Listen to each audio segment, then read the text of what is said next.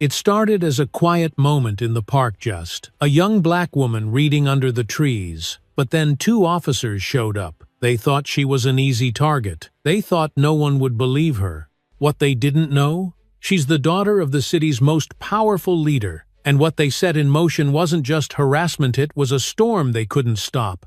What follows is a powerful story of courage, community, and justice that reaches far beyond that single afternoon. This isn't just about 2 bad cops. It's about what happens when people finally say, enough. You won't believe how it ends. Stay with us and let us know where you're watching from in the comments below.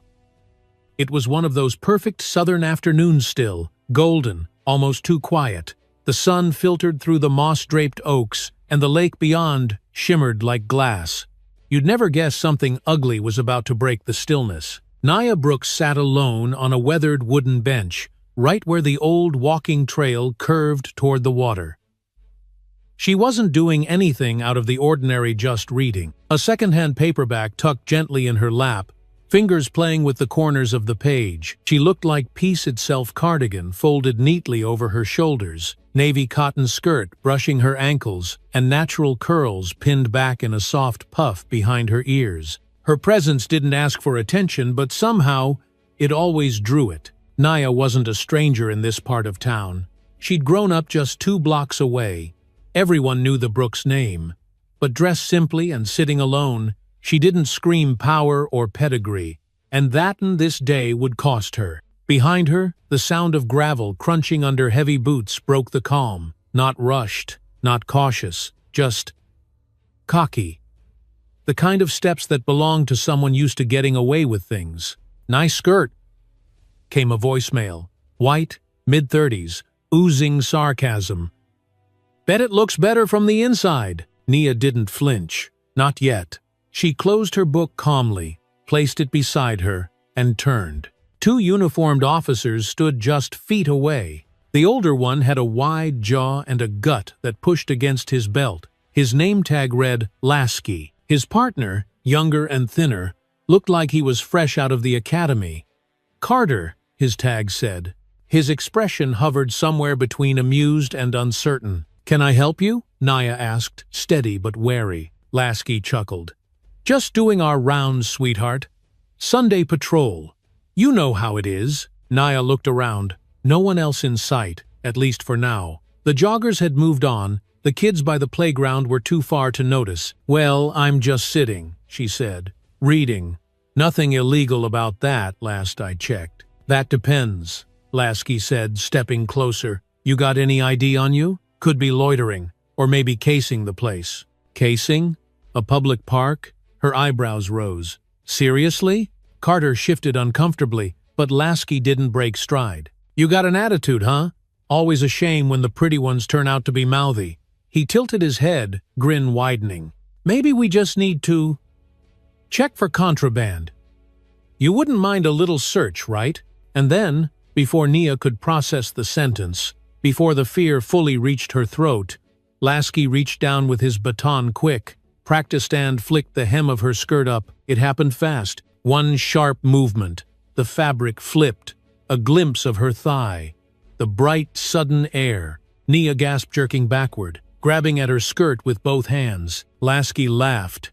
Carter barked out a single, nervous chuckle, then looked away. "What the hell is wrong with you?" Nia shouted, breath-catching, fury rising like heat in her chest. "You just assaulted me!" "Assault? Please." Lasky leaned in. "Lighten up. Just having a little fun. It's Sunday, ain't it?" "Fun?" Her hands were shaking, but her spine stayed straight. "You think this is a joke? You think you can do this to anyone you want?" "Anyone?" Lasky said, still grinning. "Number just girls like you." That was the moment. The exact second something shifted, not just in her, but in the air. Because Nia Brooks had been trained, in quiet ways, to see danger coming. And she knew this wasn't just harassment. This was a performance. A power trip. But what they didn't know, what they couldn't know, was that she was not some anonymous girl alone in a park. She was Nia Brooks, the only daughter of Mayor Helen Brooks. The same Helen Brooks who'd spent 30 years building a career on justice, accountability, and refusing to let cowards like these hide behind their badges. But Nia didn't play that card yet. Not yet. First, she stood, slow, deliberate. She fixed her eyes on Lasky, and her voice low and clear carried more fire than fear. "Tell me your badge number." "Oh ho, we got ourselves a little activist," Lasky mocked. "What you gonna do, call Channel 7? But Nia was already reaching for her bag. Not trembling, not panicking, just moving with the kind of precision that only comes from certainty. "And Lasky?" he noticed. For the first time, something flickered in his eyes. Not quite fear, but maybe doubt. Too late. She pulled out her phone, unlocked it, scrolled through the favorites, tapped a name. Then she lifted the phone to her ear and said just 5 words quietly, calmly, like she was ordering lunch. "Mom, I need you here." Lasky's smirk faltered for half a second, but he recovered fast, puffing out his chest like a cartoon tough guy. "You think you can call Mommy and make the big bad cops go away?" he sneered. "That how it works for you, sweetheart?" Nia didn't answer. She didn't need to. She just stared at him, phone still to her ear, listening as the line rang once, twice, and then picked up. "Mom, it's me," she said, her voice steady, almost too calm. "I'm at Lakeview Park. 2 officers, Lasky and Carter. They just assaulted me." There was a beat of silence on the line, a quiet so heavy it pulled everything tight. "What did you just say?" came the voice on the other end. Mayor Helen Brooks didn't scream.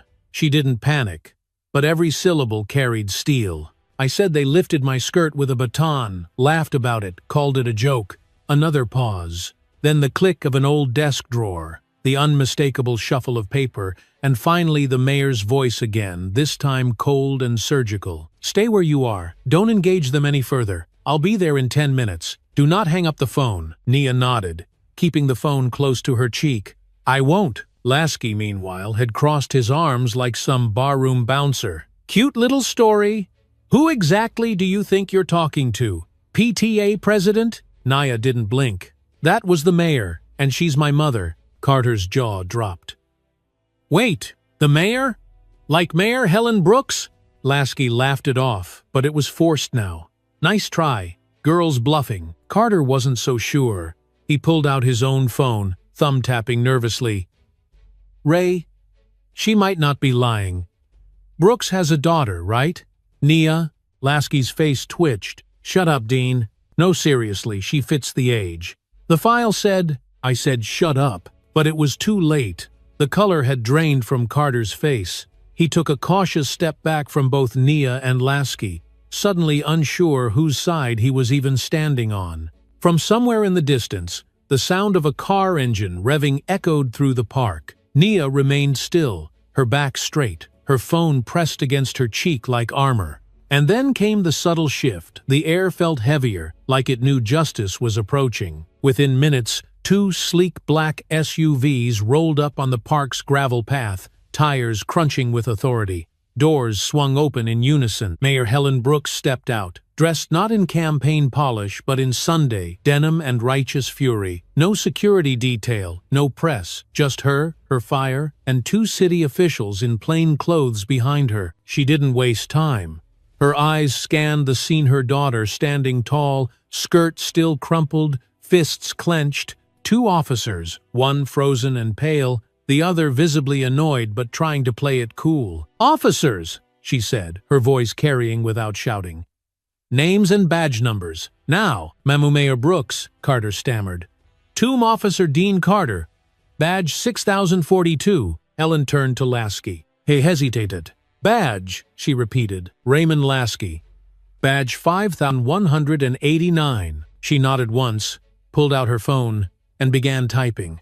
"You're both relieved of duty as of this moment," she said flatly. "An internal affairs investigation is being launched effective immediately." "You don't have the authority to," Lasky started. "I do," she cut in.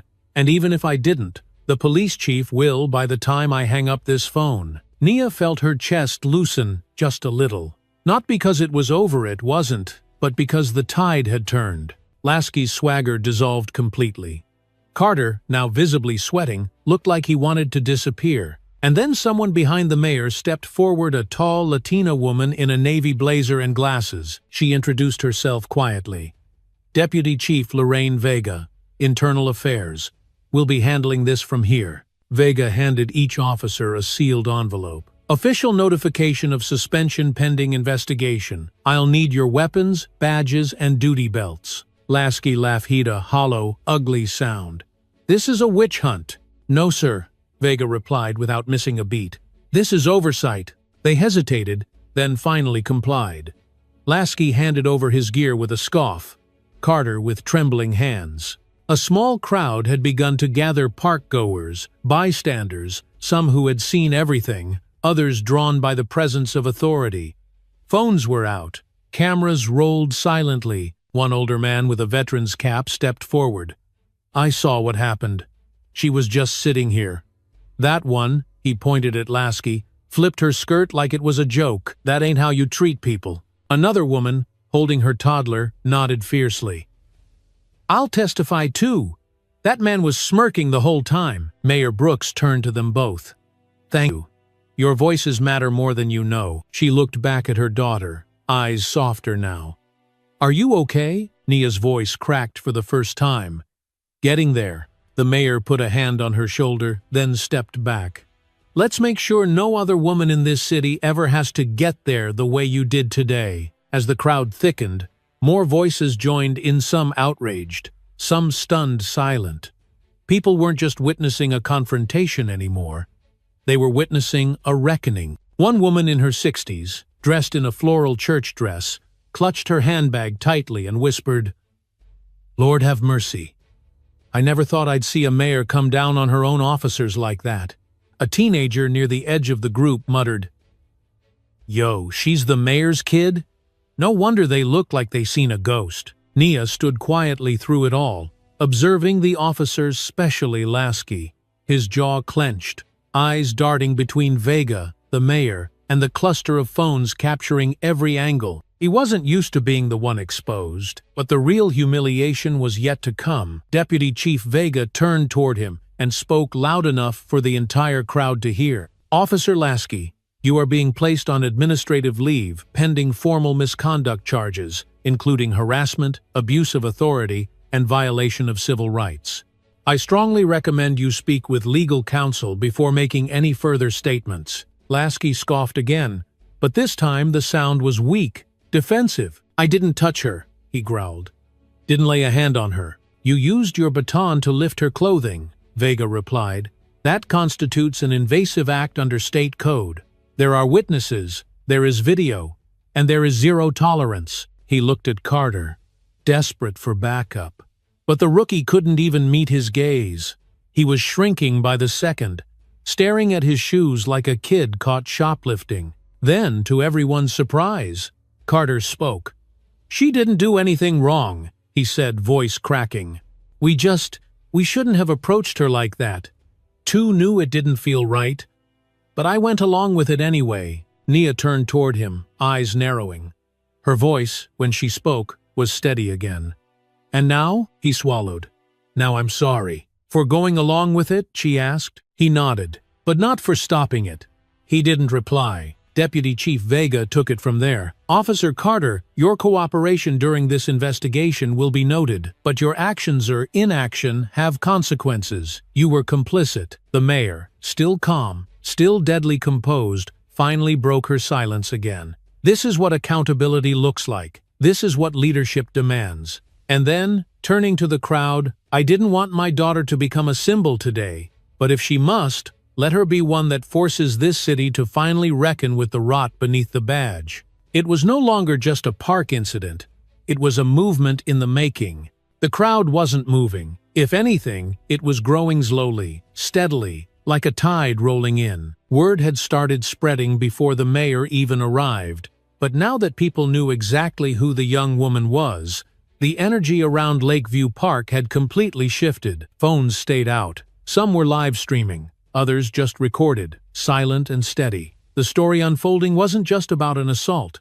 It was about power, race, and the casual violence people had gotten too used to pretending wasn't real until someone important had to face it. The veteran who had spoken up earlier now stood in the middle of a group of younger men, all in their 30s or 40s. They whispered quietly, watching Lasky like he was something foul washed up on shore. One of them, a former EMT, said under his breath, "You know damn well if she was white, he wouldn't have touched her." "I was thinking the same," another muttered. Lasky, now disarmed and visibly rattled, stood with his arms crossed tight over his vest. He looked smaller somehow, less like a threat and more like a man backed into a corner with nowhere to run. His confidence had been stripped as quickly as he'd stripped Nia of her dignity just minutes earlier. Nia hadn't said another word. She didn't need to. Her silence was louder than shouting, her stillness more powerful than any shove. She stood between her mother and the two officers, head high, back straight, the embodiment of resilience wrapped in navy cotton. But even she could feel the weight of the eyes of neighbors, friends, strangers, people who had heard rumors for years about how things really went down in this town's police force, but had never seen it play out this clearly. Deputy Chief Vega turned to the mayor and said, "We'll need to transport both officers back to the station for official statements and preliminary booking procedures. At this point, they're suspects in a formal misconduct case." Helen Brooks gave a slow nod. "Understood. I'll notify Chief Stanton directly. No delays." Two uniformed internal affairs officers, neither of whom looked particularly pleased to be there, stepped forward with evidence bags and citation slips. They weren't aggressive, but they weren't gentle either. "Hands behind your back," one said to Lasky. "What?" Lasky barked. "You can't be serious. You're not under arrest yet, but you are being transported for formal processing under departmental procedure," the officer clarified. "This is standard protocol for the charges listed." The cuffs clicked shut, and just like that, for the first time in his life, Officer Raymond Lasky was on the other end of the badge. Carter didn't protest. He looked like a man who had aged 5 years in 20 minutes. When the cuffs slid over his wrists, he just exhaled, like maybe it was a relief to no longer pretend he hadn't done anything wrong. As the two men were led toward the waiting, unmarked cruiser, voices started rising again. "Cowards! Now they know what it feels like. About damn time." Mayor Brooks turned toward the crowd and raised one hand. It wasn't a command, it was a request. "Please," she said. "I know emotions are high. I know what this looks like, what it is. But if we want change, real change, it starts with how we carry ourselves in moments like this." And just like that, the energy softened. Not gone, not forgotten, just channeled. Deputy Vega leaned into Nia. "You can leave if you want. We'll take care of the rest." But Nia shook her head. "Number, I want to see this through. All of it." The internal affairs cruiser pulled away with Lasky and Carter in the back. And for a moment, there was silence. Heavy, thoughtful silence. Then Nia turned to her mother. "He didn't just lift my skirt. He looked at me like I was nothing, like I was put here for him." Helen's jaw clenched. "And I think he's done it before," Nia added, voice quieter now. "It felt practiced. Like I was just one more in a line." The mayor looked to Vega. "Reopen every complaint tied to Lasky's name. I don't care if they're 5 years old. I want everything on my desk by morning." Vega didn't flinch. "Consider it done." As the scene finally began to clear, local news vans rolled up from the main road. Word had spread fast, and there was no stopping it now. Anchors stepped out, mics ready, but Mayor Brooks held up a hand. "There will be a statement," she said firmly. "But not today. Today, we take care of victims. Today, we protect the process. And today," she glanced toward her daughter, "we let the truth speak for itself." The cameras stayed rolling anyway, but Nia ignored them. Her attention had shifted to a small group of young black girls standing off to the side with their parents. They were maybe 10, 11 years old. One wore a Girl Scout sash. Another had a pink notebook clutched in both hands. They looked at Nia like she was a superhero. It broke something open inside her. Not grief, not pain, Resolve. She walked toward them, slow, steady, bent down just enough to look them in the eyes. "Don't ever let anyone tell you what you're worth," she said softly. "Not a badge, not a uniform, not even fear. You hear me?" They nodded, wide-eyed. One of the girls whispered, "Yes, ma'am," and Nia smiled for the first time that day.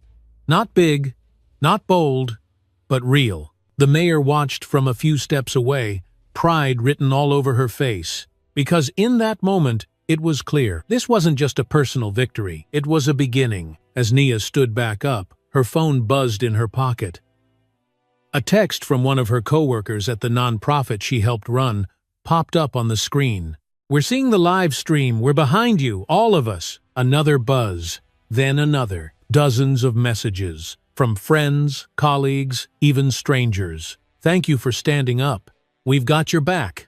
You're not alone." She swallowed hard, not from fear this time, but from the overwhelming wave of support she hadn't expected. She'd walked into the park that day for quiet, not revolution. But life doesn't always ask if you're ready before it hands you a moment that will define you. Mayor Brooks stepped beside her and glanced at the screen. "You're going to be the face of something, whether you want to be or not," she said gently. "But how you carry it, that's where your power lives." "I don't want to be famous," Nia said quietly. "Then don't be famous," Helen replied. "Be undeniable." Behind them, one of the reporters tried to shout a question.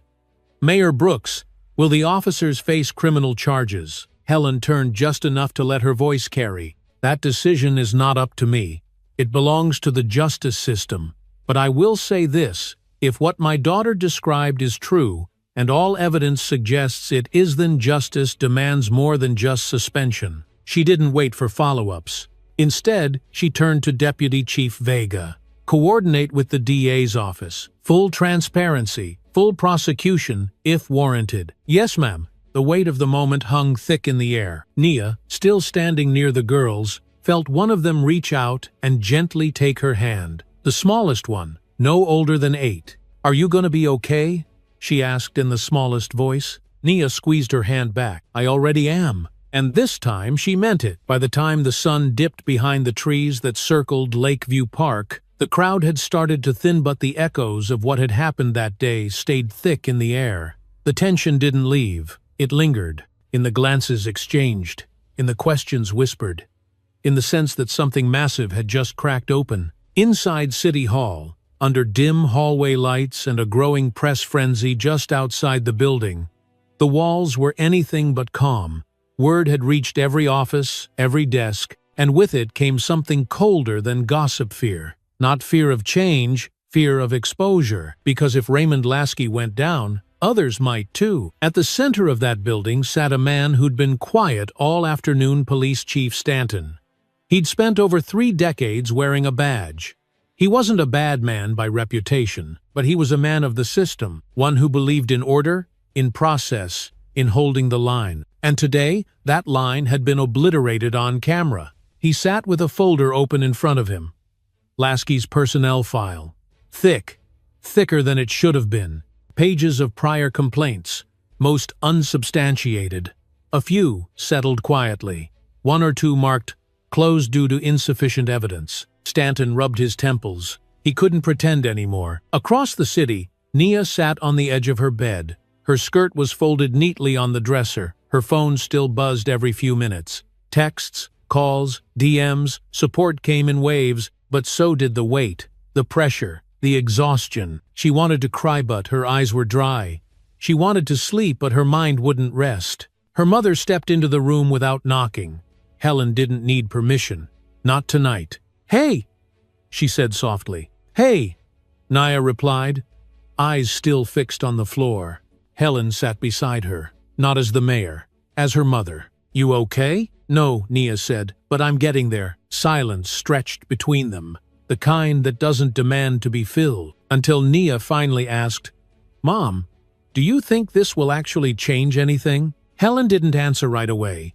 She looked at her daughter, the tired lines under her eyes, the weight on her shoulders. "I think it already has," she said. "And I think the real question is, how much are we willing to risk to make sure it keeps changing?" Back at the precinct, Deputy Chief Vega was already knee-deep in paperwork. Her team had pulled up every misconduct report connected to Lasky from the past 10 years. The deeper they dug, the uglier it got.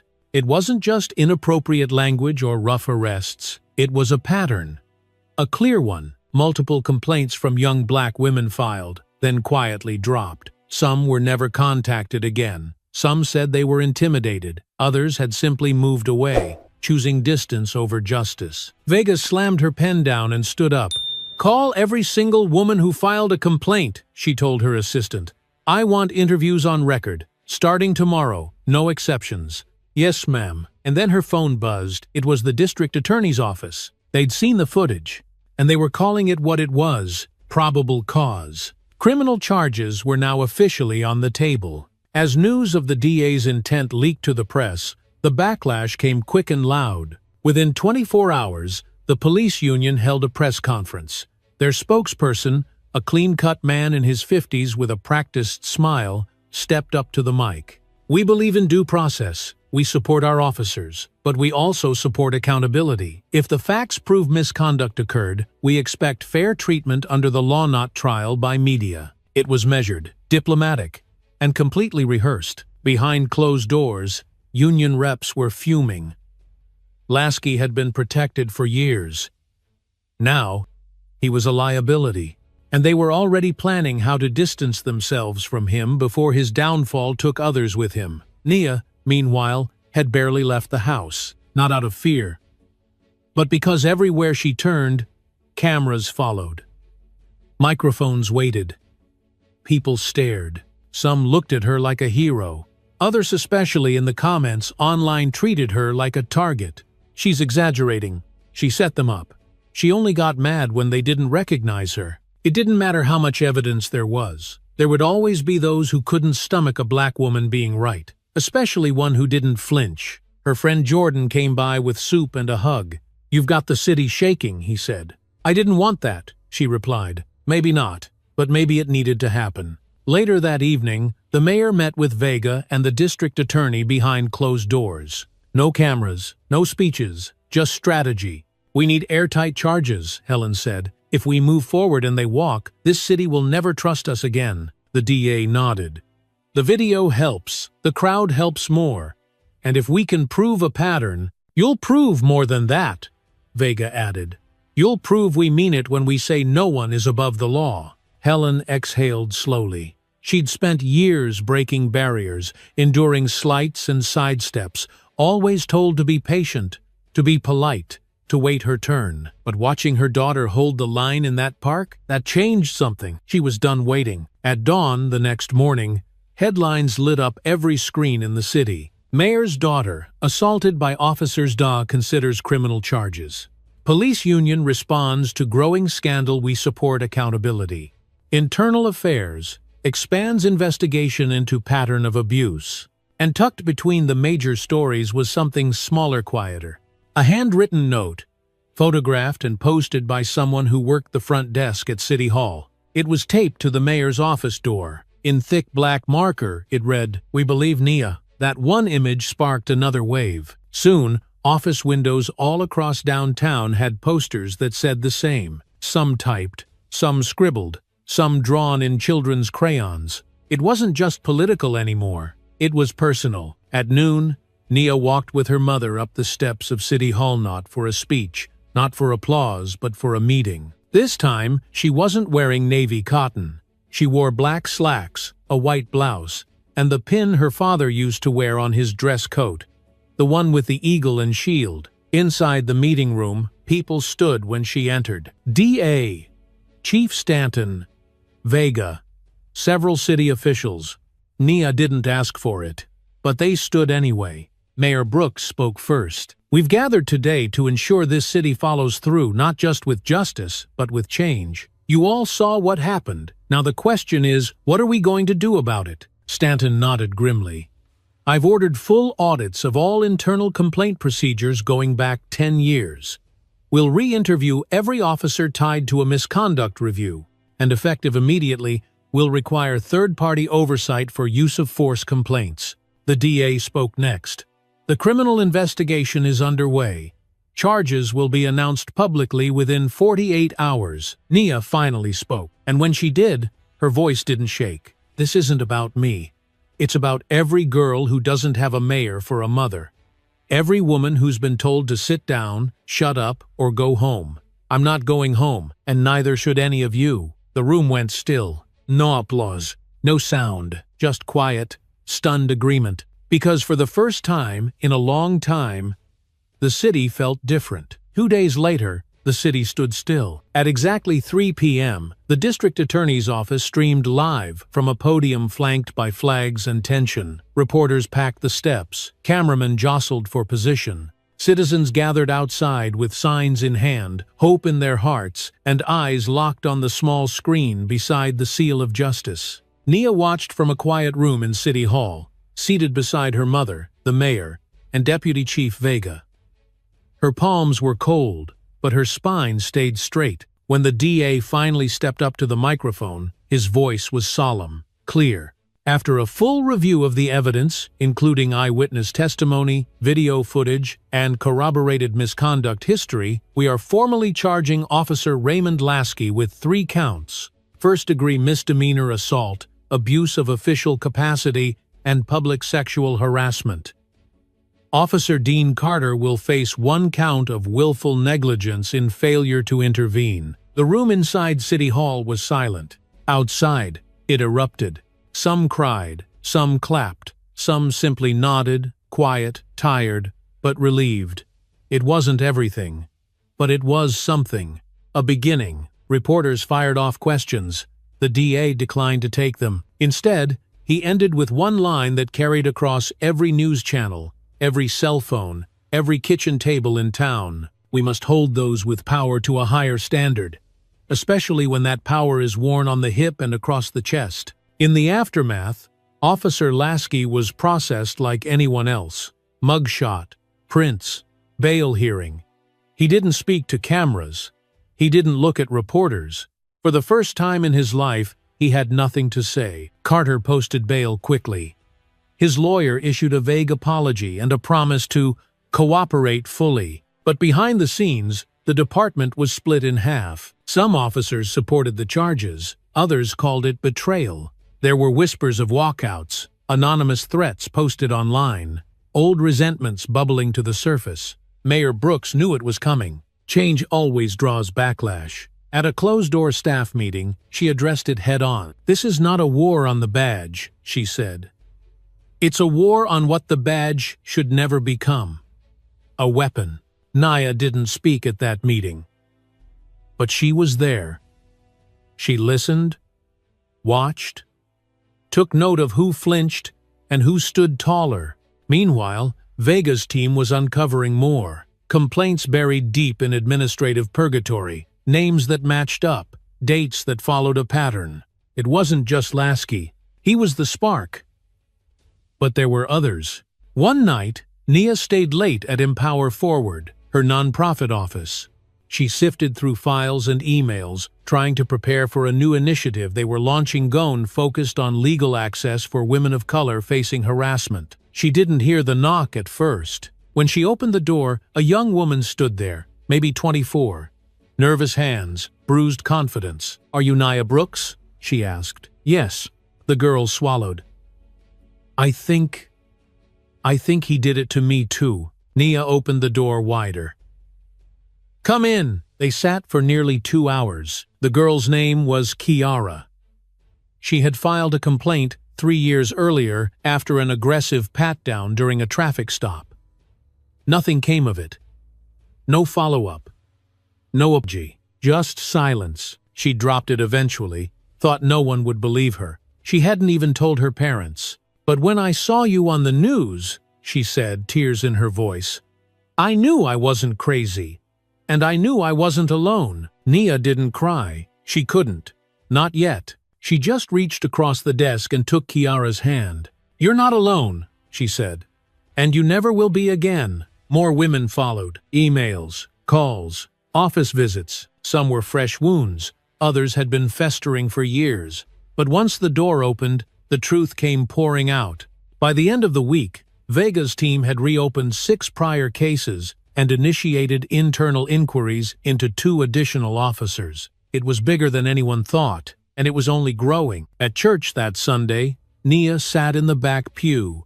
Not for show, not for headlines, just for air, peace, quiet.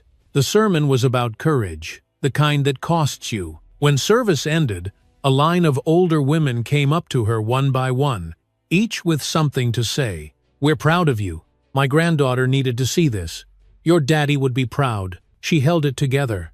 Until the last womana retired, Teacher wrapped her in a warm, steady hug and whispered, "Thank you for not letting them shame you into silence." That one broke her. Tears finally came, not out of sadness, out of release. And somewhere, deep in the ache, she realized this wasn't just her story anymore. Later that evening, Mayor Brooks received a call from Washington, D.C.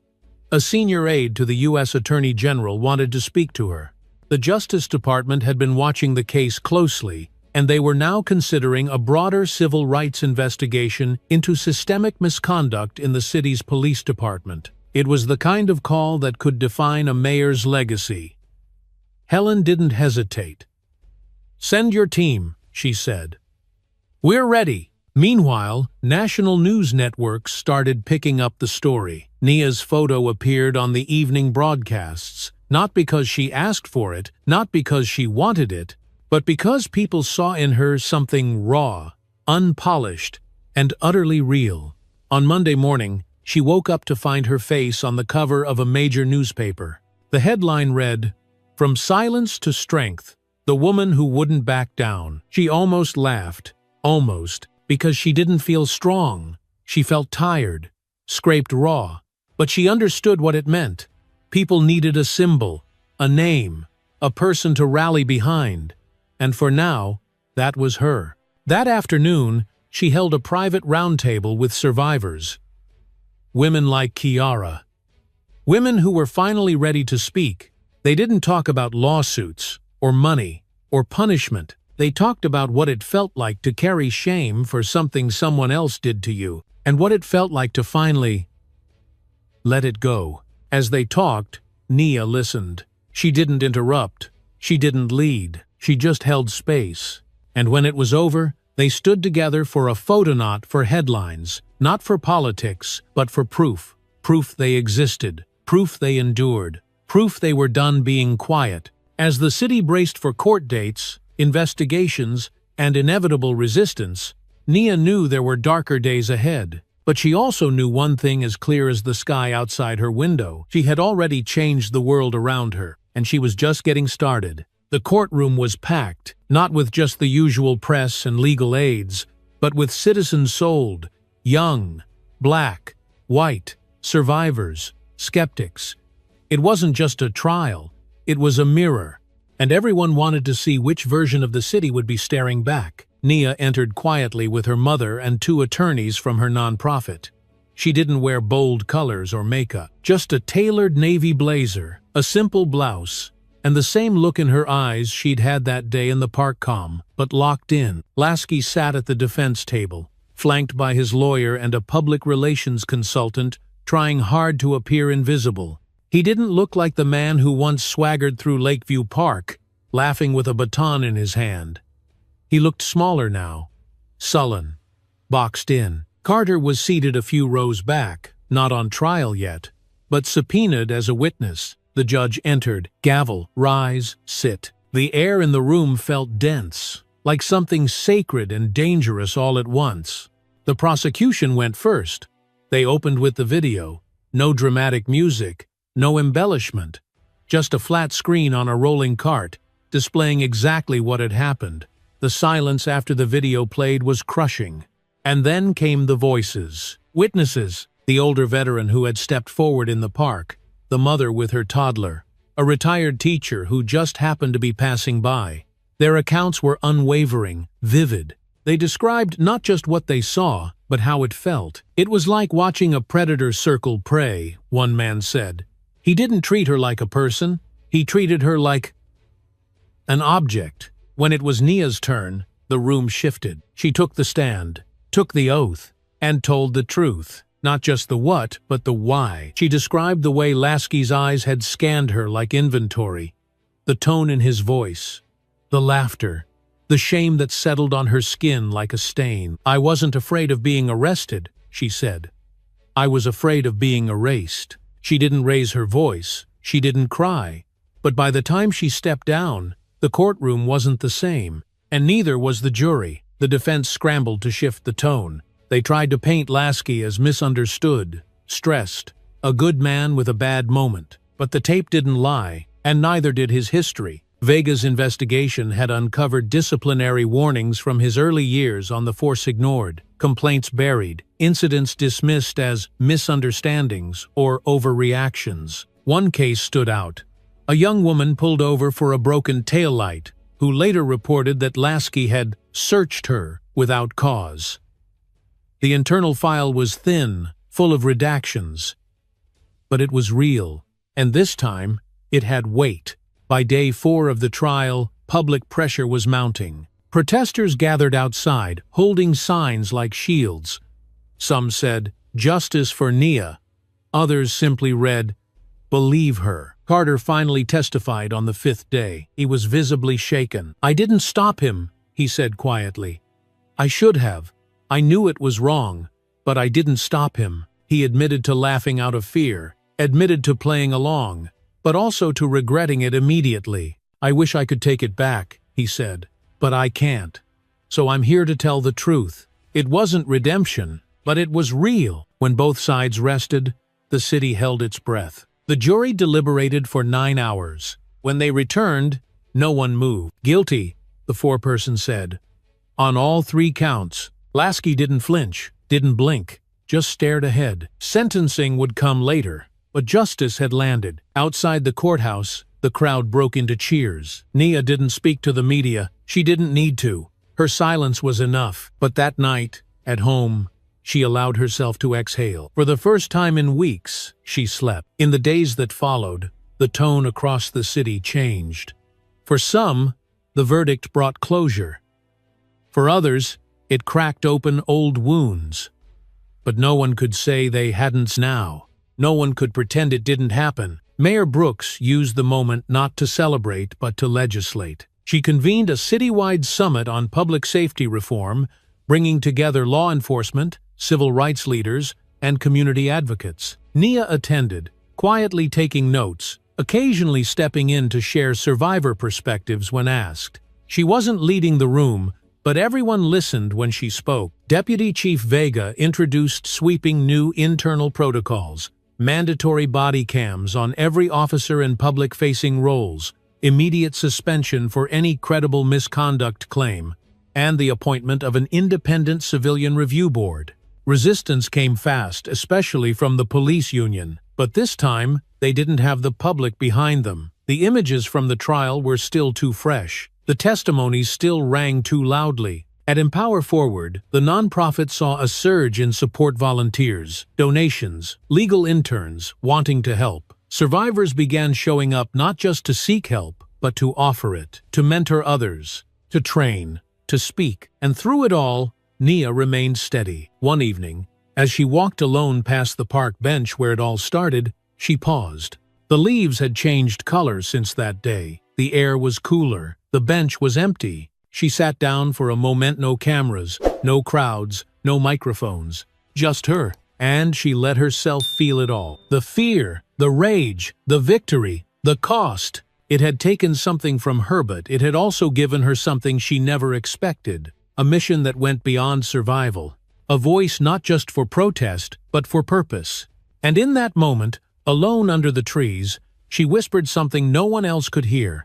"I'm still here." And she was. 3 days later, she received a letter at the nonprofit handwritten, "No return address." Inside was a single sentence. "You spoke when I couldn't, thank you." There was no name, no contact, just that. She kept it in her desk drawer, between the pages of a notebook filled with ideas for future projects. Because this wasn't the end, it was the foundation. And Nia Brooks was just beginning to build. The sentencing day arrived with overcast skies and quiet tension. It was the kind of morning where everyone walked a little slower, spoke a little softer as if the city itself was holding its breath. Outside the courthouse, people gathered early. No shouting, no signs, just presence, survivors, students, retirees, pastors. They came not for spectacle, but for closure. Inside, Nia sat on the left side of the courtroom in the same seat she'd held during the trial. Her mother beside her, Jordan 2 rows back, Vega up front with her team. The courtroom felt smaller now, like time had squeezed the walls in closer. Lasky entered in a gray suit, not a uniform. Not anymore. He looked thinner than before, paler. His lawyer whispered to him, but he barely nodded.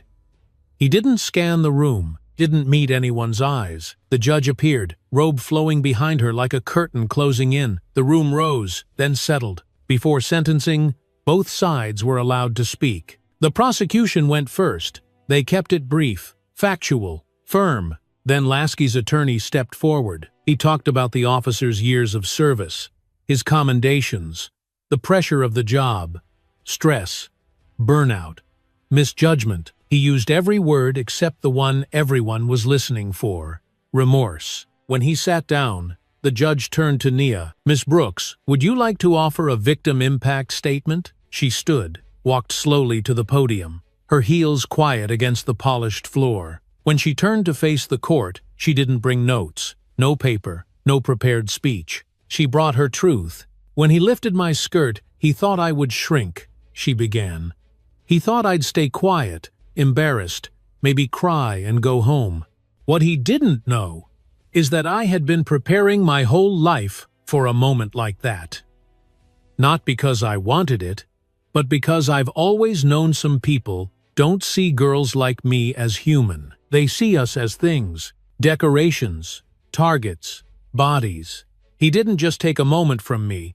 He tried to erase who I was." The courtroom didn't move, not a cough, not a shuffle. "But what he gave me without meaning was clarity," Nia continued. "He showed me how fragile their power is, how easy it is to break a system built on fear once someone decides to stop being afraid." She stepped back, Saturday down, didn't wipe a tear, didn't exhale until the judge nodded gently and began to speak. What followed wasn't dramatic. It wasn't the kind of television justice that ends with cheers and gavel slam. It was something better, measured, firm, decisive. The judge sentenced Lasky to 18 months in county detention for the assault charge, plus 12 months probation for the abuse of power and harassment. She added court-mandated counseling, a ban from public service for 5 years, and enrollment in behavioral correction programs. It wasn't the maximum sentence, but it was a real one, and when the judge finished, she looked directly at Lasky. "This was not a lapse in judgment," she said. "It was a deliberate act of degradation, and the courtroom doesn't tolerate that. This city doesn't tolerate that. Not anymore." Lasky was escorted out of the room in handcuffs. For once, no one looked away. Later that evening, local news played the sentencing recap in short burst highlight clips of Nia's words, the judge's closing statement, the quiet crowd outside. But something else caught attention. A photo someone snapped outside the courthouse steps. It showed Nia walking down beside her mother, surrounded not by security or staff, but by the very women who had once come to her office as survivors. Now they were walking out beside her, shoulder to shoulder, no longer in hiding. That image would go viral within hours. The caption underneath said it all.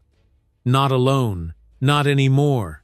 By the end of the week, citywide reforms that had once seemed distant were suddenly very real. Mayor Brooks introduced legislation mandating third-party review for all public complaints involving law enforcement. A hotline was created for anonymous reporting. Officers were now required to undergo quarterly ethics training, with community liaisons observing. There was backlash, as expected, but something had shifted in the public mood. You couldn't unsee the video, you couldn't unhear the testimony, and you couldn't deny the power of watching a courtroom believe a black woman's word over a decorated officer's silence. Nia didn't return to the park for weeks, not because she avoided it, but because she wanted to wait until it felt right. When she finally did, it wasn't alone. Kiara was with her, and 3 other women who had testified during internal investigations. They sat at the same bench beneath the oaks, the same breeze, the same rustling leaves. But the weight was different now. They laughed. They shared stories. They passed around a small notebook where one of them had written poetry about survival. One read aloud a line that made Nia pause. They thought we were too broken to speak. Turns out, we were just too powerful to silence. Nia didn't say anything right away. She just smiled, closed her eyes. Let the words soak in. That night, when she got home, she found an envelope taped to her apartment door. No return address. No signature. Inside, a folded piece of notebook paper.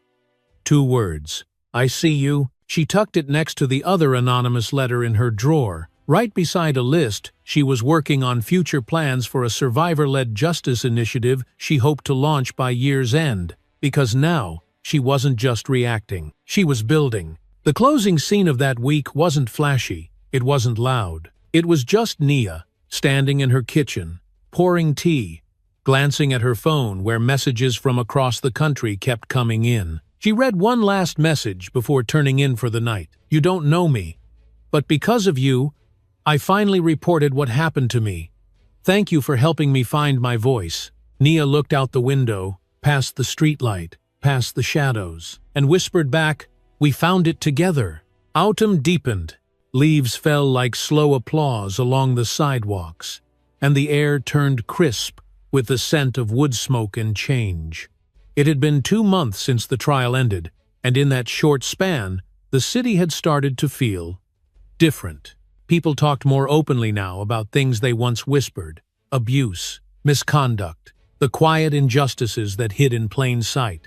And while not everyone agreed on everything, they were at least agreeing to look. At Empower Forward, Nia found herself busier than ever. What began as a local nonprofit had become something bigger, louder. They were opening a second office, partnering with legal clinics, training volunteers to respond to police misconduct reports. She had become a face not just for one case, but for a growing movement. But none of it came without friction. One afternoon, as she was preparing materials for a panel discussion at the university, her phone rang. Unknown number. She almost let it go. Then something in her gut said, answer it. The voice on the other end was shaky, male, middle-aged.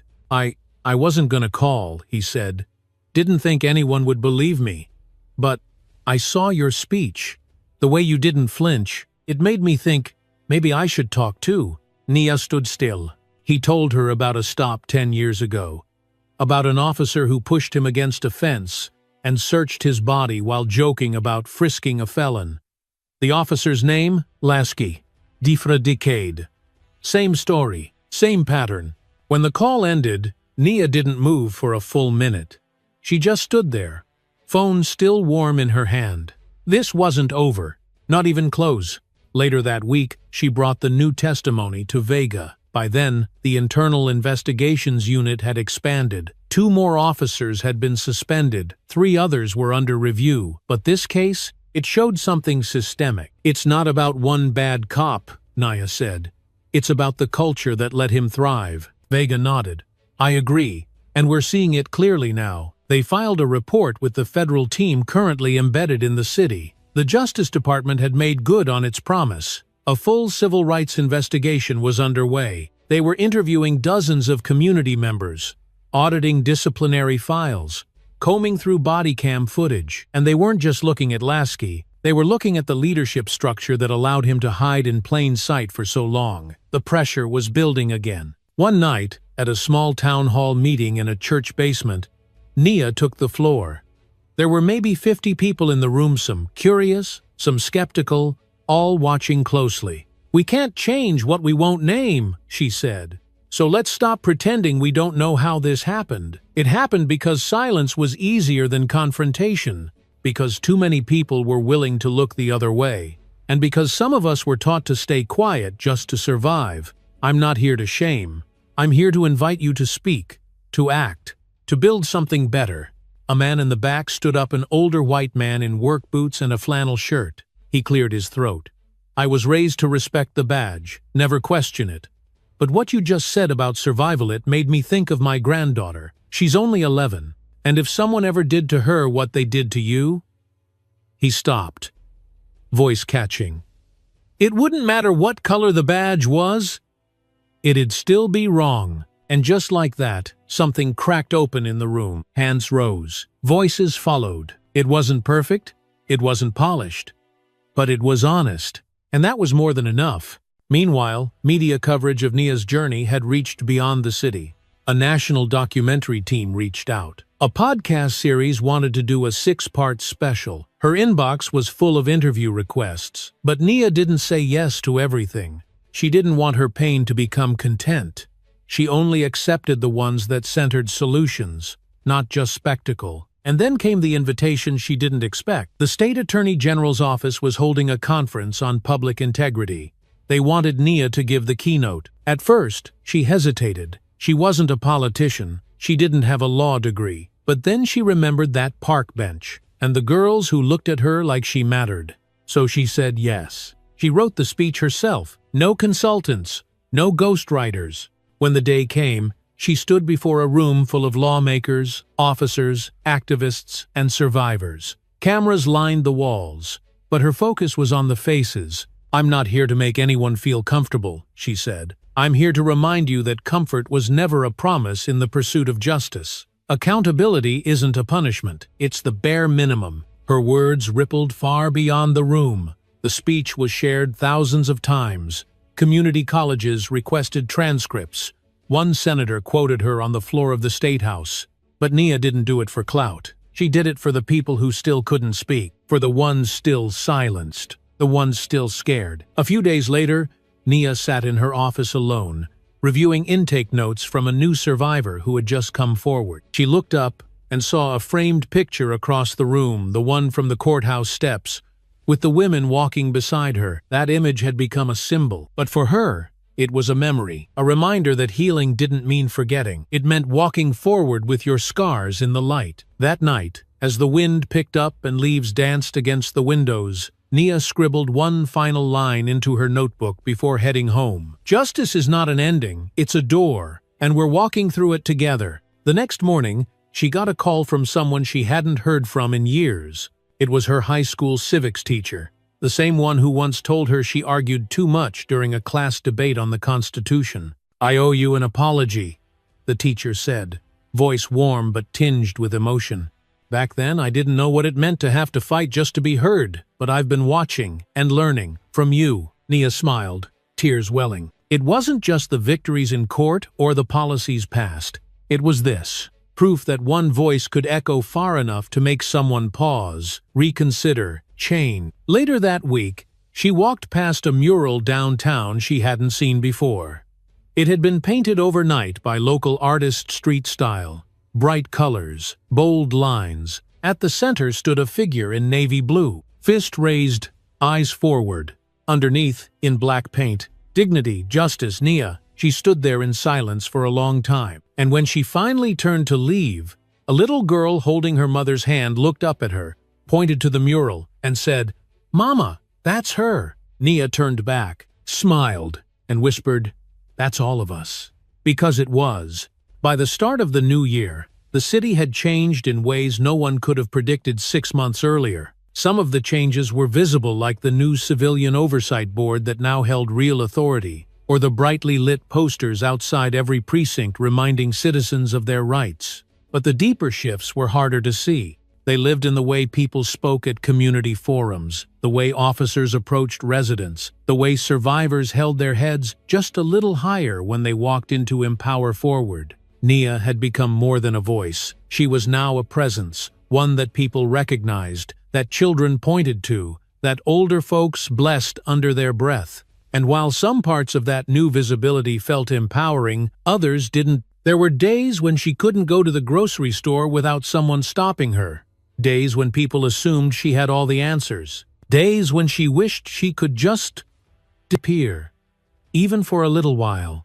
But every time she thought about quitting, about pulling back, she'd remember Kiara, or the man who called her out of nowhere, or the anonymous letter. She wasn't just doing this for herself anymore. At a leadership roundtable in early January, A city council member stood up and praised her as the catalyst we didn't know we needed. Nia smiled politely, but inside, she was still wrestling with what it all meant. After the meeting, Mayor Brooks pulled her aside. "You doing okay?"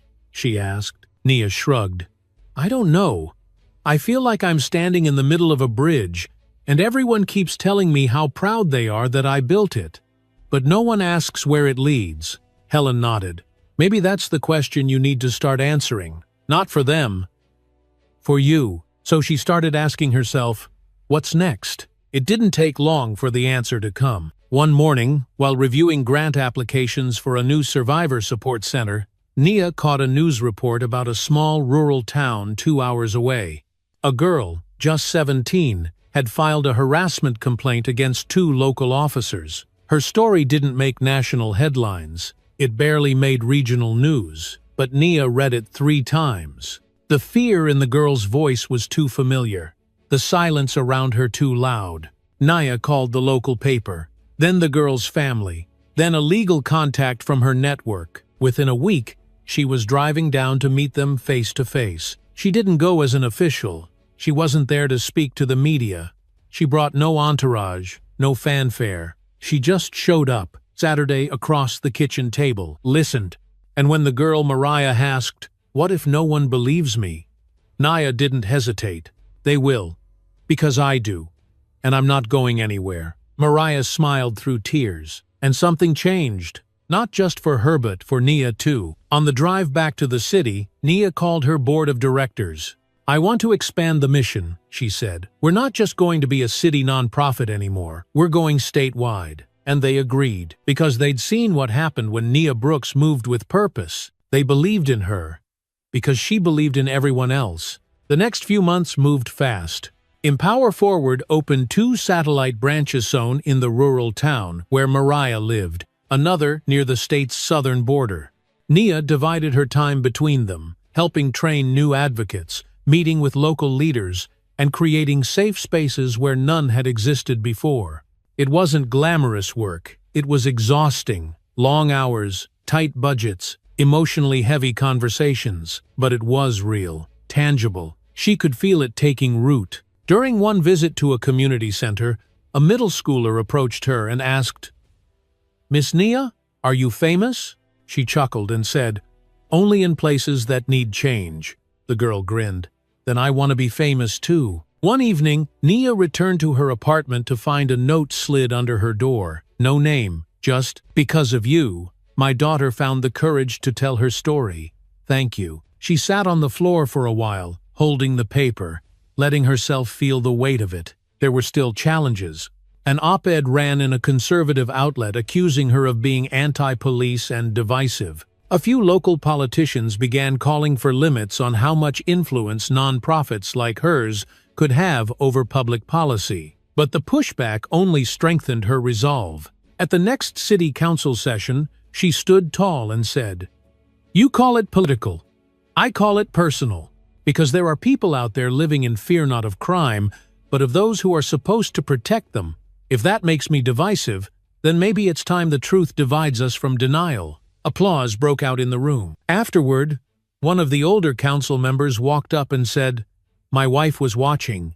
She said to tell you, don't stop." She wouldn't, not now, not when so many had finally begun to speak, and not when the next generation, those girls in the back rows of auditoriums and community halls, were starting to believe that maybe, just maybe, they could be heard too. That spring, Nia launched the Truth Rooms Project pop-up, listening sessions in libraries, schools, and churches where people could safely share stories of misconduct, fear, or injustice without judgment. Some days, only 5 people came. Other days, 50. But every voice counted, and Nia made sure they knew that. Because the bridge she'd been asked about, the one everyone said she was building, she finally saw where it was leading, and she was walking it, with others by her side. One story at a time, one voice at a time, all the way forward. Late one evening, as Nia closed up the office, she glanced at a board pinned with thank you letters from across the state, some typed, others handwritten in pencil and marker. In the corner of the board, one note stood out. It read, "You turned pain into purpose, And now purpose is turning into power. She read it twice. Then she smiled, because it was true. Spring turned into summer. By then, the movement Nia helped spark had evolved into something lasting. There were real policies, real protections. A statewide survivors fund had been passed. A bill requiring all law enforcement agencies to publicly release misconduct findings within 60 days was on the governor's desk. But more than any headline, what told Nia things were truly changing were the stories that no longer came in whispers. At a high school in the city's west side, a junior named Ayana stood up during a student forum and said, "I reported what happened to me." And this time, someone listened. Her classmates clapped not awkwardly, not out of obligation, but because they understood. That kind of shift doesn't happen overnight. It takes people choosing courage over comfort again and again, and Nia had made that choice more times than she could count. In late June, the nonprofit held its annual Forward Together Summit. What had started 3 years ago as a modest gathering in a borrowed church basement had now filled an entire civic center, over 400 attendees, 20 breakout sessions, and a closing panel that featured speakers from 5 different states. The final day of the summit was warm and clear. As Nia stood backstage, waiting to take the microphone one last time, she caught a glimpse of the front row. Kiara was there. So was Mariah. And next to them, 24 women and girls she had met over the past year. Some she had sat beside in courtrooms. Others she had met in church halls, classrooms, and corner cafes. Now, they were all here. She took a breath, stepped forward, and faced the crowd. "I used to think survival was the goal," she began, "just getting through the moment. But what I've learned, what all of you have taught me, is that survival is only the beginning. The real work, the real power, is in what comes after." She spoke for 20 minutes. Not once did she look at a script, and when she finished, the standing ovation wasn't just applause. It was a full-circle echo, the sound of hundreds of stories, all rising together. Afterward, as people hugged and packed up, an older woman approached her with a cane and slow steps. She looked like she'd seen generations come and go. She smiled gently. "You remind me of the women who marched in heels and gloves and didn't stop until we could vote.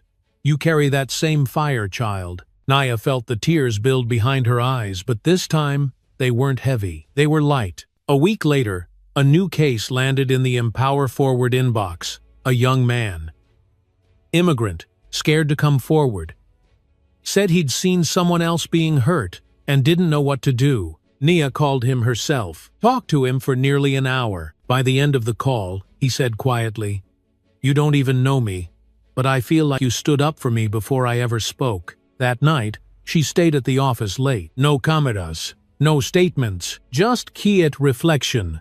And then she opened a new file on her laptop, drafting the proposal for a mobile response unit to bring trauma counselors directly into neighborhoods where people felt unsafe speaking at formal offices. It was time to go further, to meet people where they were. Literally. The following morning, she met with her board and presented the idea.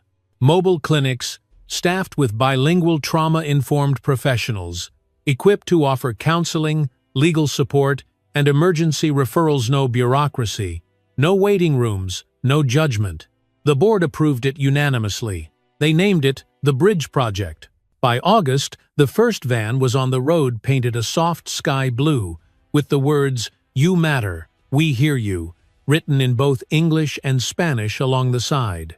It made its first stop at a block party in a quiet neighborhood that had once seen more headlines for crime than community. Nia was there, of course, handing out bottled water, listening, sitting on the curb with teenagers and talking about dignity. That same week, a retired officer reached out to her through a mutual contact. He'd spent 30 years in the department, never said much, always kept his head down. But after watching everything unfold, the trial, the reform, the resilience, he wanted to speak. She met him at a diner. He told her stories, some hopeful, others heartbreaking. And then he looked her in the eye and said, "You didn't just change the system.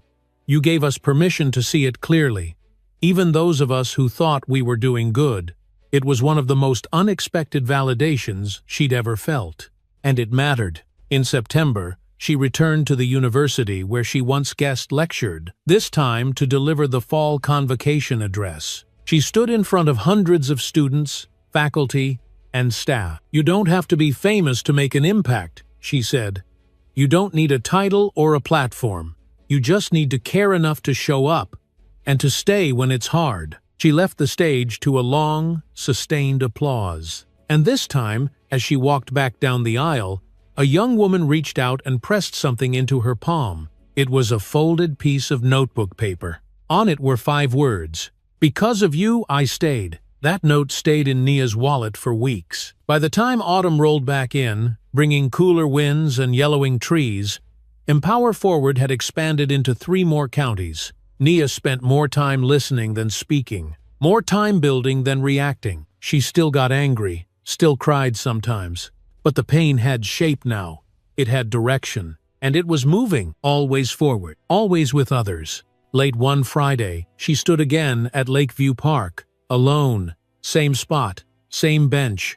She didn't sit, she just stood there, hands in her pockets, looking out over the water. And when a jogger passed by, slowed down, and said softly, "Thank you for everything," Nia simply nodded, because she knew what they meant, and she knew what it had cost. But more than anything, she knew this. It had been worth it, every step, every scar, every story, because change didn't come all at once. It came like seasons, quiet, relentless, certain, and thanks to her, and so many others, it had come to stay. That night, as she locked up the office and stepped into the evening breeze, Nia looked up at the sky. No speeches, no interviews, just a deep breath, and a quiet promise to herself to keep going, not for recognition, but because the work was not done, and because someone, somewhere, was still waiting to be believed. And now, they wouldn't have to wait alone. Sometimes, it takes just one voice to start a wave. Nia's journey wasn't just about one moment in a park or one courtroom decision. It was about what happens when ordinary people refuse to be silent in the face of injustice.